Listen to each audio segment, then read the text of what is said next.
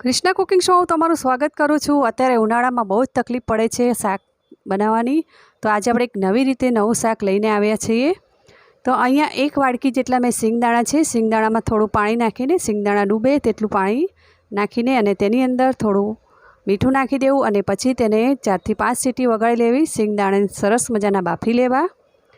અહીંયા એક વાડકીમાં આપણે અડધી ચમચી ચાટ મસાલો, 1/4 જેટલો આપણે ગરમ મસાલો, 1/4 જેટલો આમચૂર પાવડર અને 1/4 જેટલો આપણે કિચન કિંગ મસાલો, ટેસ્ટ પ્રમાણે મીઠું, ચપટી હિંગ નાખીશું 1 ચૂટકી જેટલી। પછી આપણે અહીંયા લગભગ 2 ચમચી જેટલો ધાણા પાવડર લઈશું, અડધી ચમચી જેટલું હળદર, અડધી ચમચી જેટલું લાલ મરચું, 1/4 જેટલી શેકેલો જીરો પાવડર, 1/4 જેટલું આપણે કાળા મરીનો ભૂકો અને 1.5 ચમચી જેટલી દળેલી ખાંડ અને 1 ચમચી જેટલી કસૂરી મેથી મસળીને નાખી દેવું અને લગભગ 2 ચમચી જેટલું તેલ નાખીને આપણે થોડું પાણી નાખીને મિક્સ કરી લેવું। તો અહીંયા આપણે અડધું લીંબુ નીચોવી દઈશું। અહીંયા નાનું લીંબુ છે એટલે મેં લગભગ 1 નાનું લીંબુ નીચોવી દીધું જ છે આખું। તો આ રીતે 1 ચમચી જેટલો રસ નીકળવો જોઈએ અને પછી હવે થોડું 2 ચમચી જેટલું પાણી નાખીને બરાબર મસાલાને મિક્સ કરી લઈશું।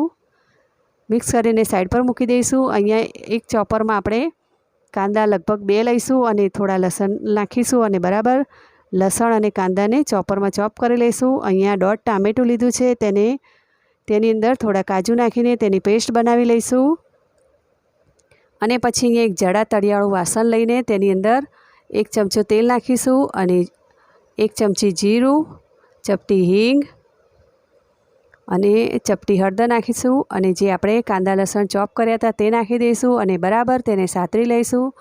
જો તમને મારો આ વિડીયો ગમે તો લાઇક, શેર અને સબસ્ક્રાઈબ કરજો, બેલ આઇકન દબાવજો અને કમેન્ટ કરજો। તો તમે આ રીતે બાફેલા સિંગદાણા અને સિંગ ભુજિયાનું શાક નહીં બનાવ્યું તો જરૂરથી બનાવજો। ખૂબ જ ટેસ્ટી લાગે છે આ શાક અને ખાવાની પણ બહુ જ મજા આવે છે। તો અહીંયા આપણે કાંદા સરસ મજાના સતળાઈ ગયા છે, તો આપણે કાજુ અને ટામેટાની પેસ્ટ નાખી દઈશું અને તેને સાતળી લઈશું બરાબર। પછી જે આપણે વાડકામાં પેસ્ટ બનાવી હતી મસાલાની તે નાખી દઈશું અને બરાબર તેને સાતળી લઈશું પાછું।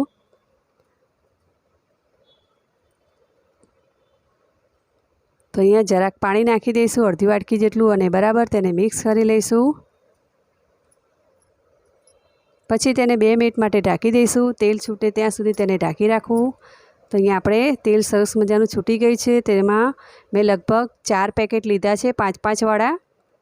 તો આ રીતે તેને સિંગ ભુજિયા નાખી દેવા। પછી થોડી વાર રહીને આપણે બાફેલા દાણા નાખી દઈશું। આપણે બાફેલા દાણા બધા નથી લીધા, અડધી વાડકી જ લીધા છે, જરૂર પડે તે પ્રમાણે લેવું અને પછી લગભગ બીજી અડધી વાડકી પાણી નાખી દેવું અને 1 ચમચી જેટલું કાશ્મીરી મરચું નાખી દેવું જેથી તેનો કલર એકદમ સરસ આવે।